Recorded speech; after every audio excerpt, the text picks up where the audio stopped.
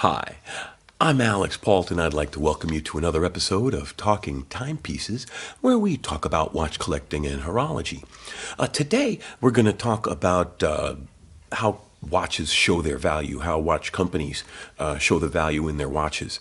So we'll grab a couple of watches out of the collection and use them as examples of some of the features that watch companies use to show their value. And then we'll flip the camera around again and close out the episode, and I'll look forward to seeing your comments on what you think makes a watch valuable to you.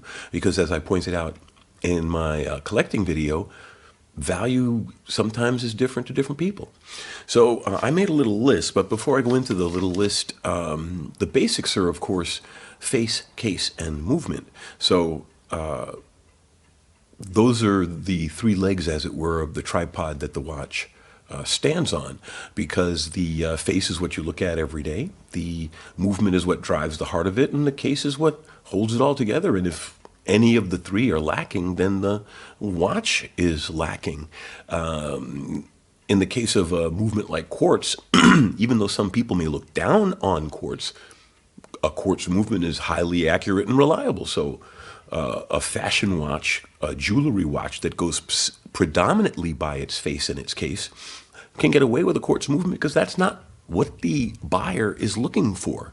In the case of a high-end hand-finished or at least hand-assembled watch, mechanical or otherwise, there are things that the watchmakers do to show value. And even the jewelry watches show those on the outside. It's just that in the case of a lot of these, the higher-end watches also show that level of fit and finish on the inside.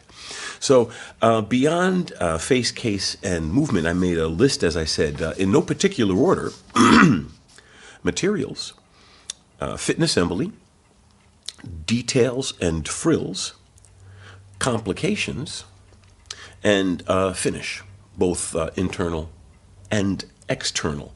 So now, when I think of things like materials, obviously, if it's made of solid gold or platinum, or if it's studded with diamonds or jewelry or whatever, obviously it's going to be valuable.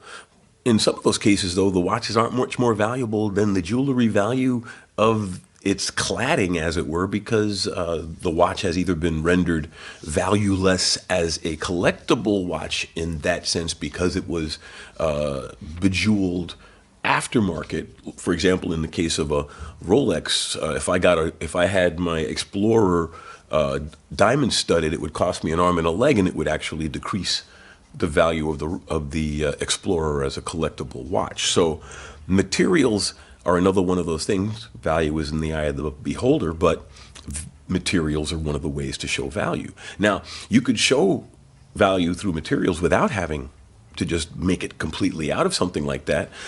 For example, the Genta designed Omega Seamaster Polaris is either steel or, in this case, titanium with gold inlay. It's not plated. There's actually a inlay of gold into the titanium. The ability to work multiple finishes, multiple materials, is a sign of value. So we'll put that to the side, and when we flip the camera, we'll take a look at that as one of the examples. So when we come to, say, for example, fit and assembly and details and frills, what we'll grab for an example of that is, let's grab the Tudor Tiger, right?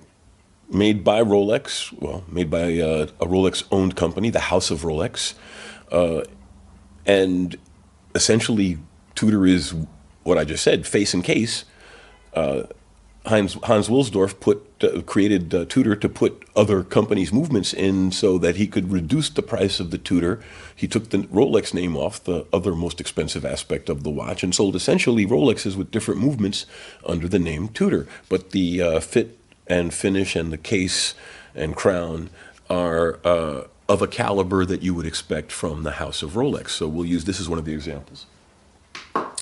And we'll grab the Jaeger-LeCoultre Polaris, which is arguably the only haute horology, high horology piece I have in my collection, because it does have the JLC 1,000-hour master certified movement in it, which goes to the internal finishing that I was talking about. So a watch like this has both external and internal finishing. In the case of the Rolex and Tudor, they don't show that, even though they do a good job.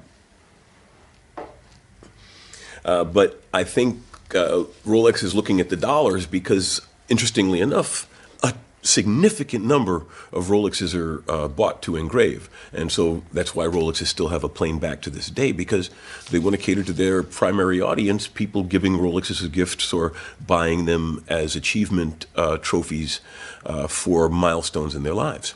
And having the watch easily engravable makes it work. In my case, for example, I engraved the back of my Explorer. Like I said, value has means a lot of things to a lot of different people. The lack of a display back hurts Rolex in some ways, but not really, obviously, because it's still the most valuable watch brand in the industry. So, and then what was the last thing on the list? Complications. And for complications, let's grab the two most complicated pieces in my collection. I've got the Marie Lacroix Flyback Chronograph Annual Calendar. And, well, I'll cross-compare because there are things that this watch does to show value that parallel some of the other things. And, well, obviously these are all things that all the different companies are doing. So after we flip the camera, we're looking up close, we'll bounce back and forth and talk about some of the aspects of watches and cases and finishing that are shared by all of them or are shared by some of them.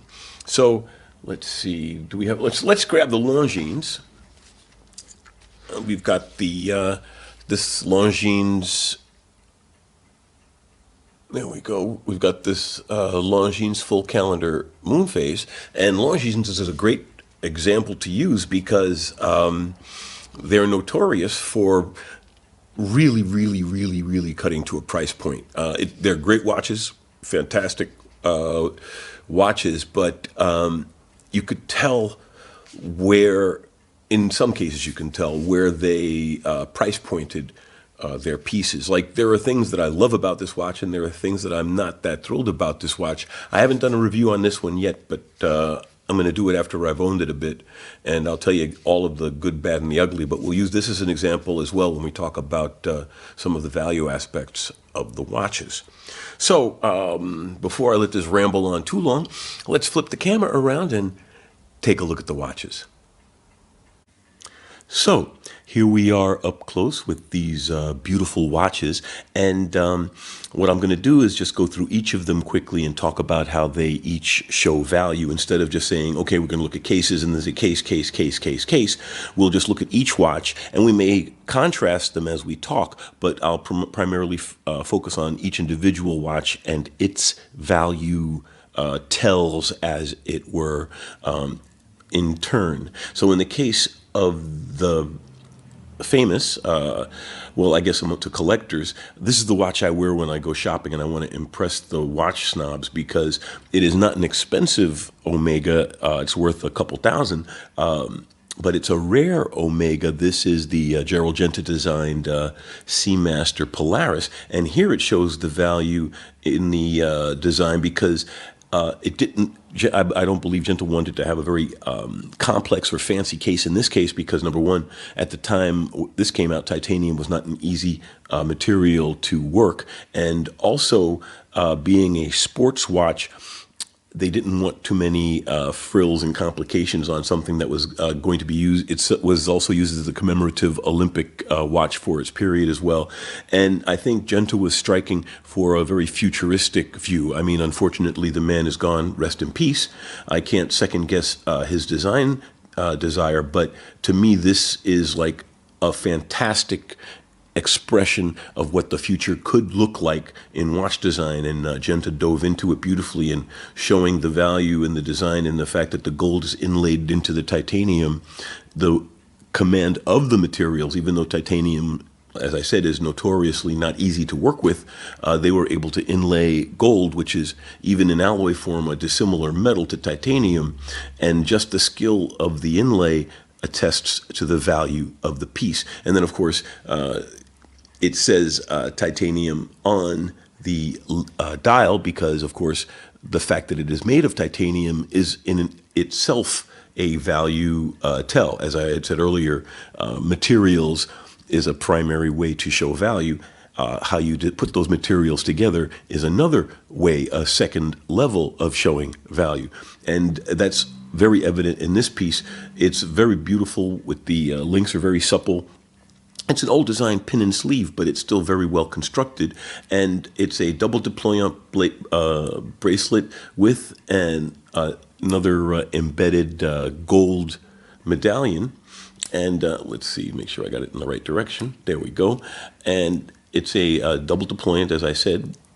The clasp is also another way watches show value. As a comparison, say, for example, this Tudor Tiger, it has kind of a cheesy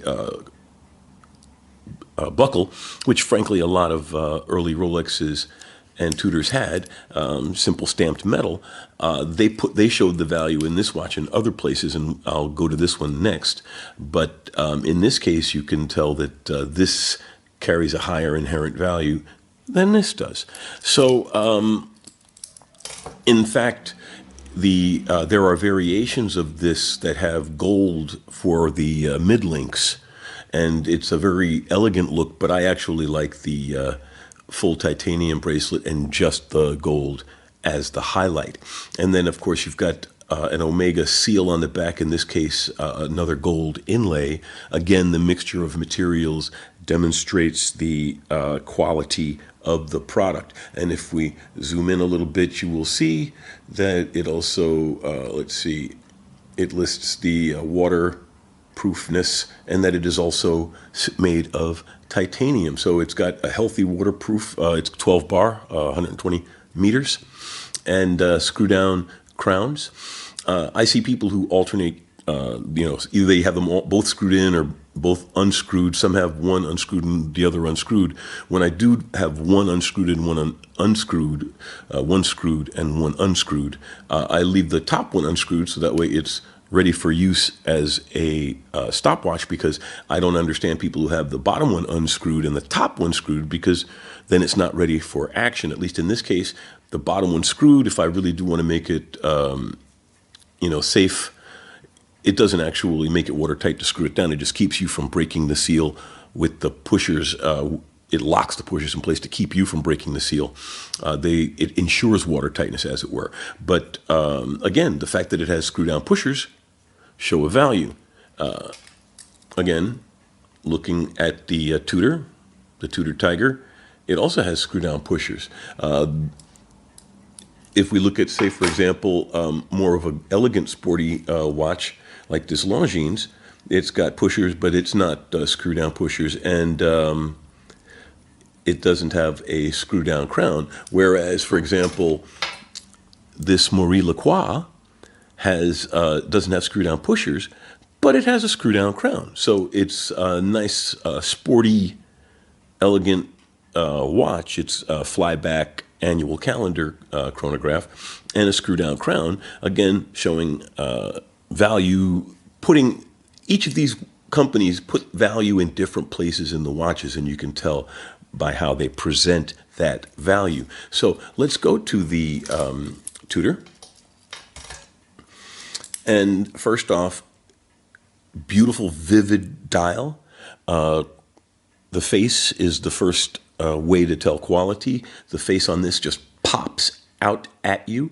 It's got a beautiful sunray effect because of the way the dial is laid out. And if you notice, there are highlights, metal highlights around each of the subdials. Of course, Tudor logo, Tiger, because this is the Tudor Tiger Woods. The case is pretty much a Daytona case. This is pretty much the most serious Daytona homage out there. It's made by the same company that makes the Daytona.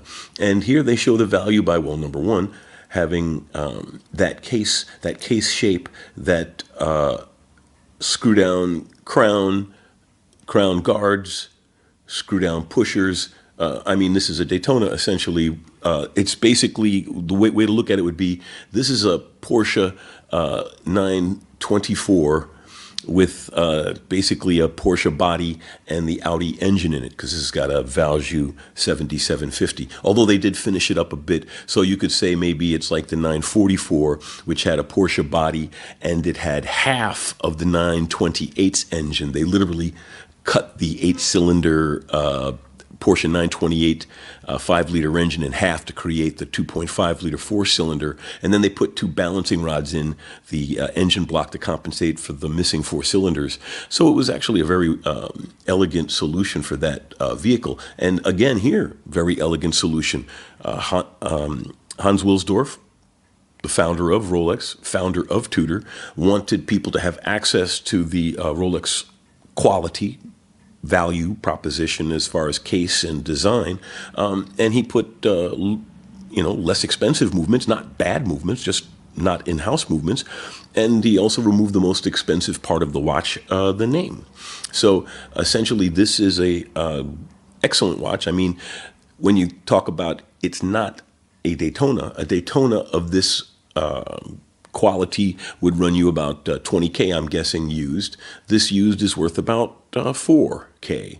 So yes, it's not a Rolex, but it is not a cheap watch either. Again, like I said, this is an Audi to a Porsche, owned by the same company, shares a lot of parts, and has its own charm. Frankly, it took me a long time to come around to Tudor, because I used to be one of those people who thought the Tudor was just a sad copy. But I came to realize that Tudor has its own heritage, of course, a military heritage as well, and it has its own identity. I mean, I do not have a Daytona, haha. I have an Explorer 2. And I mean, obviously, you can see a common heritage in the case shape. The oyster case is Rolex's design, and interestingly enough, the metal bezel on this evokes the Daytona's metal bezel. But essentially, the Tudor Tiger, shows its value by looking a lot like a Rolex, and but the bracelet is not Rolex, and it's got a beautiful, beautiful brushing. It's excellent satiny finished, very, very high quality. The links are very comfortable. It's a very comfortable bracelet to wear. It's a very flexible bracelet. So, and of course, like I said, they didn't. Rolex didn't put a lot of value into buckles, even for their own product. At that, in the 90s, they were really comical clasps on all of the Rolexes, basically stamped metal on everything. The bracelets were excellent, the cases were excellent, everything else was excellent, and they finally caught up on the clasps. Now they have the best clasps in the industry, frankly. So this one has the Cyclops. The Daytona does not have a date, so that's another aspect of the Tudor, which some could say makes it a better day-to-day watch, better daily wear watch than the Daytona, because this will tell you the date, and it's got a functional Rolex Cyclops. And nice lume. It's got the traditional Rolex flat back. A significant percentage of people buy these to gift, and so Rolex deliberately leaves the back blank so that it'll take an engraving. So let's go on. I'd love to wax poetic for a while, but I want to keep the video relatively short. So this is an Explorer 2, which is a Rolex. It's Rolex's tool watch, but that does not stop them from making that dial beautiful. The applied indices are sharp and crisp, well laid out. The dial is such a beautiful black, not a gloss black, but not a flat black, like just a beautiful black. And of course, this one has the Cyclops. Now, this is a perfect example of value in not being a flashy product, because this has the exact same case and the exact same movement and pretty much the same face as the GMT Master 2 of its period, and the only difference is the bezel. But Rolex, frankly, is very fixated on price pointing their products so that you can tell at a glance what model it is and how much it costs. They really don't care about the movements inside the watches. I mean, they care, but the fact that the Air King has the same movement as the Milgauss and this has the same movement as the GMT Master, and those watches are thousands of dollars apart in price. It's not so. Rolex is obviously not price pointing their watches by what's inside of them. They're price pointing the watches by how they're perceived by the public, how they're presented, and by doing that, they define their price point. So, for example, if you see a silver-colored Rolex Submariner with a blue face, you know it's going to be a precious metal case because they don't make a blue face in steel. So some could say, well, you know, you can only get black, and there's a limitation in variety with Rolex, but that's how they maintain their value points, because then it is recognizable that a blue-faced sub is going to be made out of white gold. You know what I'm saying? So there is an inherent value in also not flaunting the value. And yet, this is still, as I said, a beautiful piece. Now, when we talk about trying to show as much value as possible without spending too much money, Longines is the name that pops up in a lot of people's minds, because Longines, well, actually there are other companies out there like who just recently been thinking about is Frederic Constant. Frederic Constant is another company that's trying very, very hard to show, to provide as much value at a reasonable price point. And in the case of Longines, they've been in the business for so long, and they have such a legacy. And yet, now that they're not at the top of the heap anymore, they've got to watch the pennies like everyone else. And they really do put some beautiful movements out there and excellent presentations with fantastic price points. I mean, this watch is the Valjoux 7751 triple date chronograph. I personally think that this specific version of the Longines Master Collection Moon Phase triple date chronograph is the best presentation of the Valjoux 7751 movement available for under 5 figures. Because this, there are a lot of watches out there with this exact movement in them, and they're all trying in various ways to make their price points. But I won't say under 5 figures. I'll definitely say under $5,000. And there's no triple date moon phase, in my personal opinion, under 5K that can approach this piece. And yet, it's full of signs that they went through a lot of trouble to make sure that exactly at the price point that they designed it for. Like, for example, the buckle and bracelet are very nice. It's a double deployant. The bracelet itself is pin and sleeve, and this is a new bracelet, so the fact that they're still doing pin and sleeve is a cost measure, not because they don't know how to put screws in this thing, or that there's not a big thing with screws nowadays in straps. They just felt it's the price point. Now, I do think it's interesting that it's a solid end link, and they really take advantage of the solid end link to change the proportions of the drape of the bracelet. So I think it's actually very nice. I have a relatively large wrist. I'm 18 centimeters, 18 and a half, depending on how much I've been eating lately.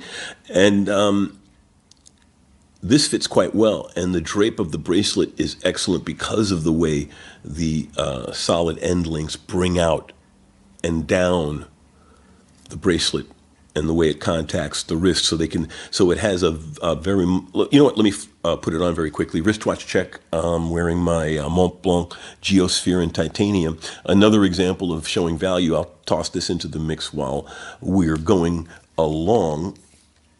And put this on the wrist.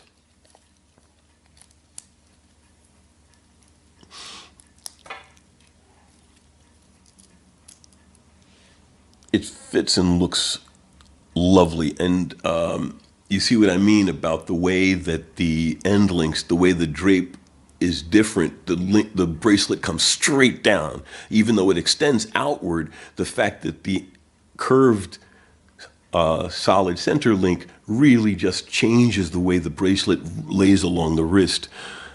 I think they did an excellent job with that. Now, as far as the case goes, it's all the same polish, and that's a big glaring thing in my mind, because if you're taking the trouble to make a nice piece, you should at least try to mix up the textures on the watch. Now, in the case, say, for example, of this Marie Lacroix, they're also trying to hit a price point. This is a modular watch. In other words, there are 3 modules in this. There's a watch movement, there's a flyback chronograph movement, and there's an annual calendar movement in a module in this watch. But that allows it to present a tremendous amount of functionality at a reasonable price point. This watch retailed for about $7 and change, between $7 and $8, and you can get it used for about $2.50. So because of its modular construction, it fell off a great deal as far as its value, but it's still worth a few $1,000s, so it didn't fall comically far.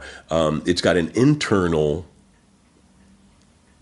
Cyclops internal magnifier for the month. It's not a Cyclops, it's an internal magnifier for the month. And it's got a big date, which is a nice presentation of the date.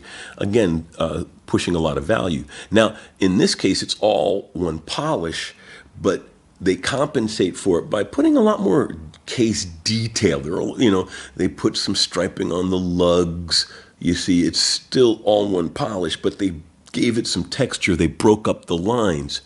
It's a little bit, even though if you notice also because of the way it's the modular movement, it's stacked, but it breaks up the case. It breaks up the lines. It gives the eye somewhere to go when you're looking at the watch. And frankly, even though this watch is actually more quote unquote valuable, actually, they're worth about the same. I was just about to say more valuable, but it would only be by a couple $100. They're both worth about $2,500. But it's interesting to see how the value is presented in the 2 pieces. I frankly like the fact that this is not just nicely loomed, but well loomed.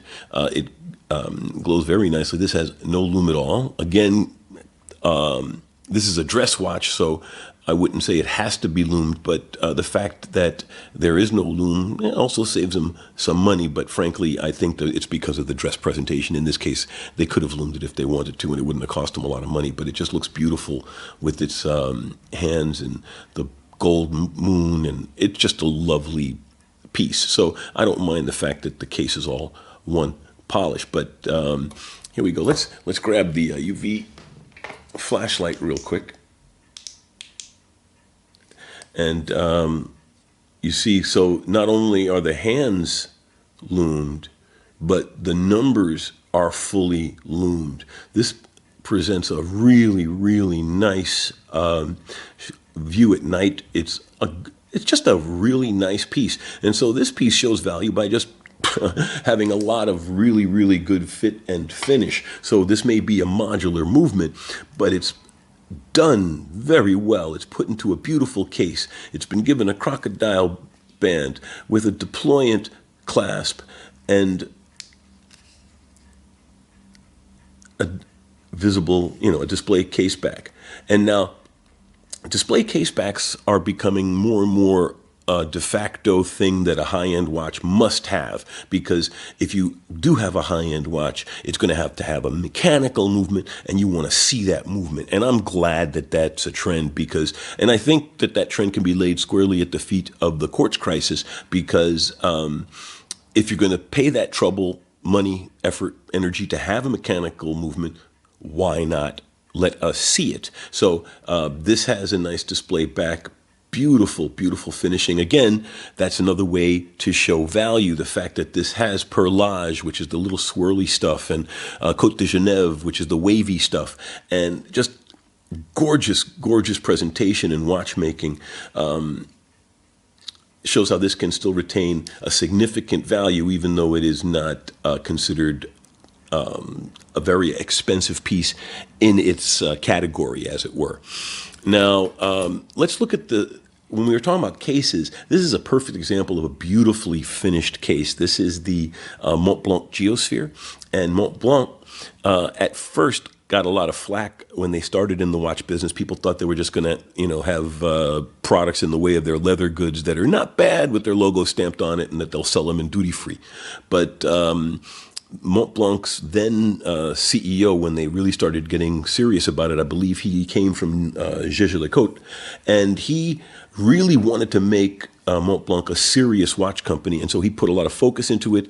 And then when Richemont got their hands on Minerva, they gave Minerva to Mont Blanc so that they would have a respected movement company as part of their infrastructure. And in the case of this Mont Blanc Geosphere, even though it's got a Sellita base movement, which has been reworked by Mont Blanc, the top module, this World Time GMT movement, is a in-house module that they put on top of the movement. So they get a complete pass on the fact that it's a modular movement, because that in-house GMT module is unique to the brand, which is, of course, a value presentation, because the complications of a watch are a way to show its value. And in the case of this complication, the globes, and for you guys, I'll let my watch come out of time, and and gals, and you can see how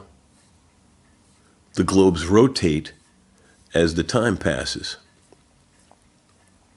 And that allows you to see roughly the time everywhere. I look at it as a day-night indicator for the world personally, because you do get a second time zone in that subhand. So it's a great value proposition as far as a traveler's watch.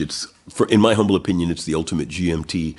And this one, I would say, under six figures, because unless you're looking at something like the Mont Blanc, a couple $100,000 version, which has got its own globes rotating and all. If you look at something like a Patek, any of those watches in that category, they're just simple world timers with rotating discs or rotating hands to show the globe. To have a watch of this caliber with this kind of a functionality, this watch is worth about $5,000, but it really does punch above its weight. And if you look at things like the ceramic bezel, the beautiful two-tone, or I shouldn't say the gradient of the face, which is reflected in the Italian leather custom strap that was made for this model. This is, like I said, the limited edition titanium version. It's got an awesome deployant clasp with a very, very cunning adjustment movement. This actually has micro adjustment. I have a complete video on this in the archive. You could take a look. But I wanted you to look at this. You see how beautifully the case is finished. This is the kind of finishing you would see on, I have on my Omega Globemaster, on my Jaeger-LeCoultre Polaris. This lovely mix, and it's not just a mix of brushing and polish. It's how the brushing is done, where the direction of the graining, how it reflects the watch's case design. It's just a beautiful presentation of how the watch works. Now, since this has got a actual mission statement, it's reflected on the back. It's an homage to the 7 tallest peaks in the world, and they're represented on the globes as the little dots. But again, this shows value not only in the finish and the very, very thoughtful style cues. After all, Mont Blanc is a high-end personal goods company, and pens are also precision tools. Mont Blanc hit it out of the park with this model. And again, like I said, it shows its value through case design, face presentation, integration of features, the high level of finishing, and just a beautiful, beautiful piece. So, yeah, that's how watches show their value. I mean, a well-made watch can be felt, a well-made watch can be seen, and a very well-made watch shows you details the farther you dive into the watch. You could pick up a loop and look at these watches and find new levels of detail and find new things about them to appreciate. And all of these things are ways that the watch companies show the value of the product, show the value, show the intrinsic worth, as it were. And also, of course, the primary aspect of a watch is to tell the time. So functionality, presentation of functionality, usefulness of functionality, all talk together. So that's it. I'd love to hear your thoughts on what you think puts value in your eyes in a watch. And let's see if we can get a conversation going. So let's flip the camera around and close out the episode. So that was a look at how watches and watch companies, or I should say some watches and watch companies, show value and how they're expressed in various watches. So thank you very much for taking the time, and I really hope you leave comments about what you think adds value to a watch, what makes it look valuable in your eyes, and also ideas on other topics that we could talk about that you'd like to discuss on the channel. So thanks for taking the time to be with us today, and have a great day.